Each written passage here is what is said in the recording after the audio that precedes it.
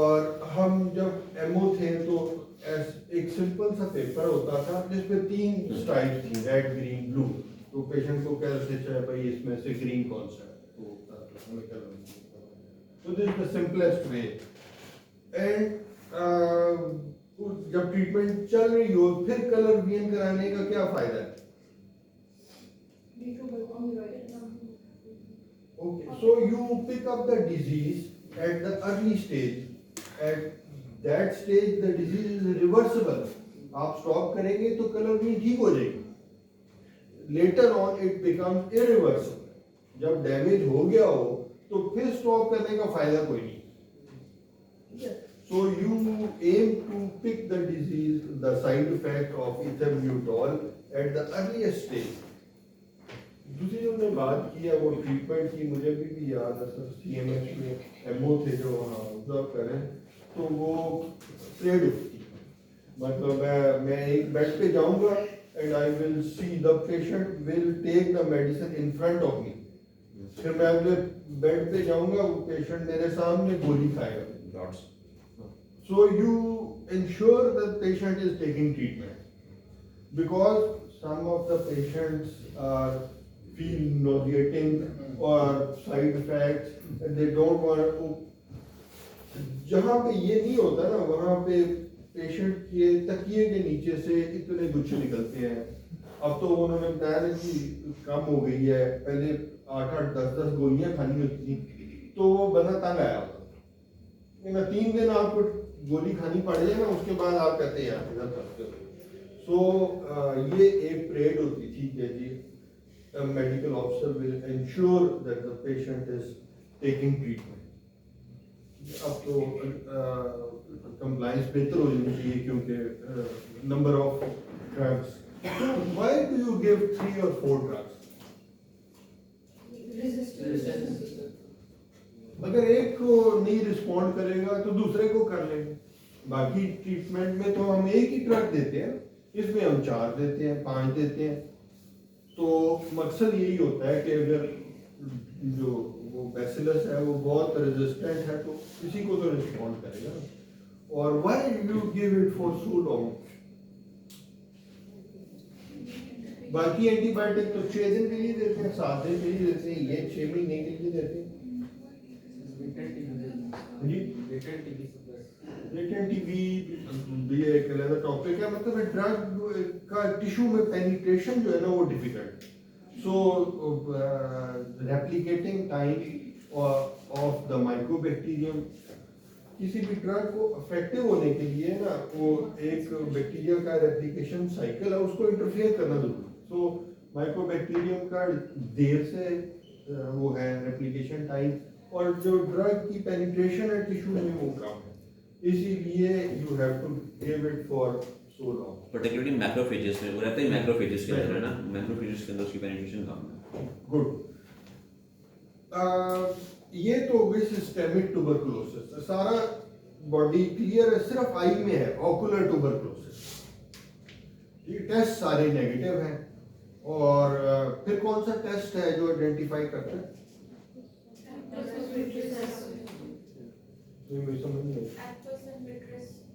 Aqueous और vitreous tap करके क्या करेंगे आप? पीसीआर करेंगे।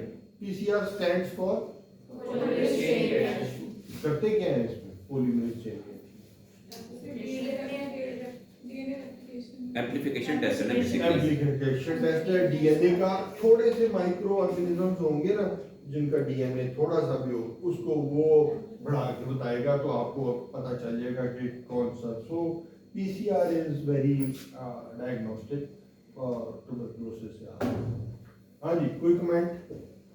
सर इसमें वही है जो स्टीरॉइड वाली बात है कि वो वेरी फाइन लाइन है। अक्सर ये है कि एक तो टीबी गोल्ड स्पॉट पॉजिटिव आ जाता है बाकी पर, और बाकी सिस्टेमिक टीबी उसको सिम्टम्स नहीं है। अब मुझे पल्मोनोलॉजिस्ट होता है वो कहता है मैंने दवाई नहीं शुरू करानी।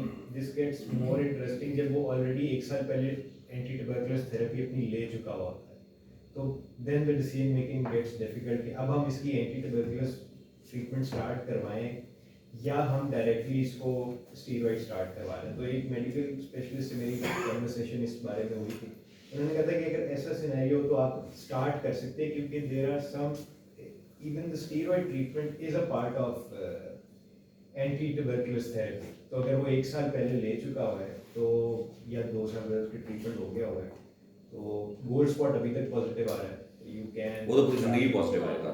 You can start. लेकिन अगर उसको टाइम ज़्यादा हो गुजर गया हुआ है आई थिंक दैट ये क्लिनिकल जजमेंट और क्लिनिकल कॉल पे आ जाता है। गुड। सो देखें, as clinicians you are responsible for deciding. Laboratory और x-ray are there to help you out, they cannot dictate you. इसीलिए हम जोर देते हैं क्लिनिकल पिक्चर, मरीज को सामने बिठा के उससे हिस्ट्री और एग्जामिनेशन, उसमें 10% रोल है ब्लड टेस्ट का, तो वो एक्सरे का, और 90% आपकी हिस्ट्री और एग्जामिनेशन।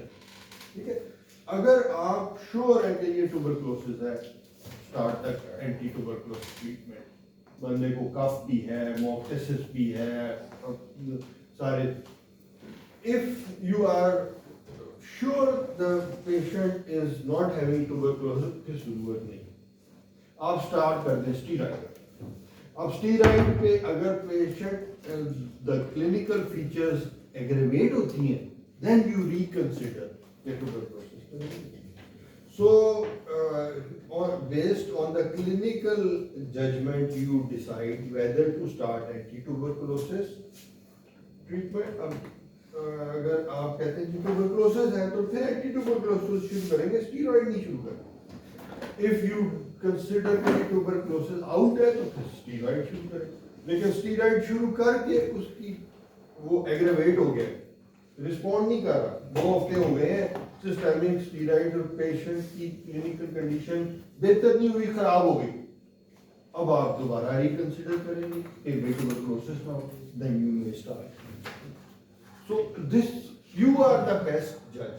कोई किताब ये वो नहीं होती है, क्लिनिकल जजमेंट।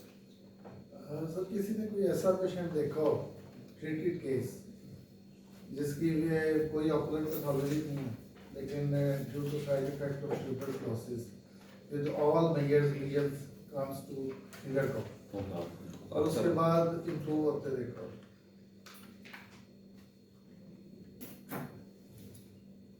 ऑप्टिक न्यूरोपैथी का प्रॉब्लम आमतौर पे होता है ड्यू टू मेडिसिन, और वही जिस तरह मैंने कहा, if you stop the ethambutol at the early stage then there is recovery, but अगर लेट हो जाए और वो रिवर्सिबल स्टेज पे, तो उसमें सर ये है कि एग्जैक्ट कॉज का तो नहीं मुझे पता, ऐसे लोग जो अर्ली स्टेज पे तो नहीं, पूरी 1 ईयर थेरेपी लेके आए फिंगर काउंट में एट माई क्लिनिक, 2 पेशेंट्स, मेरे पास कॉन्टैक्ट नंबर भी है, उनकी विजन मैंने फिंगर काउंट से 636 पे जाते हुए, जस्ट एक समझ लें कि एक सपोर्टिव ट्रीटमेंट उन्हें दिया, काउंसलिंग की, मकसद कुछ नहीं था कि साइकोलॉजिकली ये इम्प्रूव हो जाए, जैसे ल्यूटिविट प्लस दे दी साथ में कोई, और फॉलोअप में जब देखा तो उनकी विजन दोनों पेशेंट्स की 636 पे, जबकि उनकी कलर विजन और विजुअल एक्यूटी दोनों ही ड्रॉप पे आ गए। रीज़न का मुझे नहीं पता, लेकिन वही है कि होपलेस नहीं होना चाहिए, नहीं बंद हो गई थी, 1 ईयर ट्रीटमेंट, फिर मल्टीपल कंसल्टेशंस चल रही थी उस कंडीशन में। तो एटिपिकल केसेस ऐसे होते हैं, जैसे मैंने एक केस का जिक्र किया है, मेरे नई थे, उनका वो क्या हुआ कि 21 ग्रेड में प्रमोशन हुई इनकम टैक्स की, उसका उन्होंने इतना सदमा दिया कि ट्यूबरकुलस मेनिंजाइटिस की तरफ चले, कोई डायग्नोसिस नहीं बन रहा, अब डिजिटल एक्सरे स्कैन हर चीज़ हुई, इवन पल्मोनोलॉजिस्ट उनके एक्सरे पे कमेंट कर रहे हैं कि ये जी इंडस्ट्रियल एक्सपोजर कोई है चेस्ट में, सिर्फ नंबर पंक्चर पर उनकी ट्यूबरकुलोसिस डायग्नोस हुई, वो भी लिम्फोसाइट, और क्लिनिशियन जो है उन्होंने स्ट्रेप्टोमाइसिन स्टार्ट किया, और वो इतने माशाल्लाह हेल्दी हैं कि 12 साल से एक्टिव लाइफ गुजार रहे हैं, हालांकि उन्हें करवट खुद देनी पड़ती डेथ बेड पे चल। नहीं, दूसरी बात है कि वो करंट ट्यूबरकुलोसिस में स्टेरॉइड से नहीं डरना चाहिए, मतलब अगर टीबी 2 हफ्ते दे दें तो स्टेरॉइड दे दें तो क्या है इसमें, स्टेरॉइड की डोज क्या होगा, स्टेरॉइड क्या करेगा टीबी में? कम देनी चाहिए, उतनी देनी चाहिए, ज़्यादा देनी चाहिए? क्यों? नहीं, जो हम रिफैम्पिसिन देते हैं, रिफैम्पिसिन हम CSCR के मरीज में क्यों देते हैं? क्यों देते हैं? एंटी ग्लूकोकॉर्टिकॉइड है ना, तो जो भी टीबी की ड्रग है वो ग्लूकोकॉर्टिकॉइड के रिसेप्टर्स को कम करती है, तो अब वो फिर जितनी आप उसको स्टेरॉइड देते हैं उसको इफेक्ट तो नहीं करती।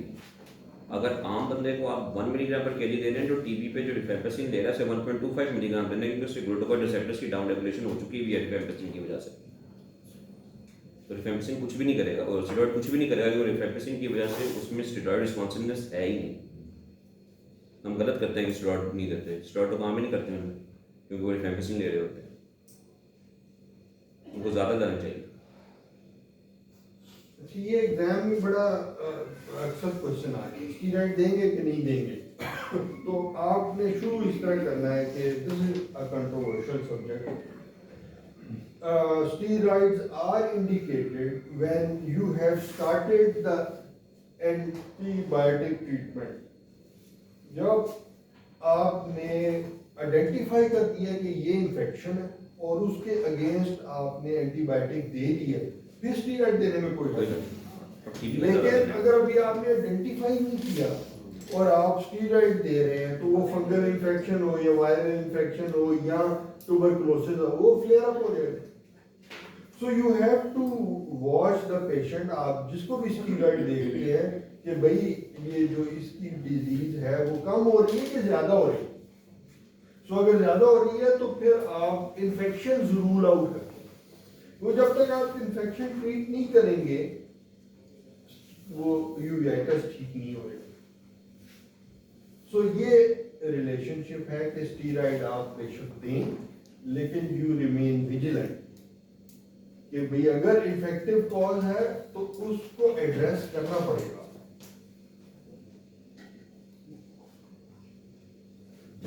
That's all I'm trying to.